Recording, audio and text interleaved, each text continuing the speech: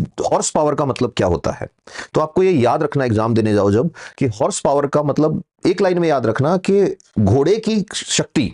James Watt जो थे Swedish engineer थे, और हमें उनको सैल्यूट करना चाहिए। इंजीनियर्स को हम बहुत कम थैंक यू बोलते हैं, लेकिन जब भी मशीन चलती दिखती है तो आपको याद रखना है जेम्स वॉट नहीं होते तो आज एक जगह से दूसरी जगह आप 100 की स्पीड में नहीं जाते। तो जेम्स वॉट ने क्या किया, उस टाइम घोड़े बहुत काम में आते थे, तो उन्होंने घोड़े को एक गोल घूमने वाले चक्के से बांध लिया और घोड़े की कैपेसिटी नापी। उन्होंने अलग अलग घोड़े लाए, तो लास्ट में जाके उन्होंने कहा कि भाई एक मजबूत घोड़ा जो होता है ना, वो 550 पाउंड भार को, जो लगभग 2.5 क्विंटल होगा, ध्यान सुनना, कि एक मजबूत घोड़ा 2.5 क्विंटल भार यानी कि 550 पाउंड भार को 1 सेकंड में 1 फुट ऊपर खींच सकता है अगर उसको लिवर से बांध दें तो। इसको उन्होंने कहा 1 हॉर्स पावर।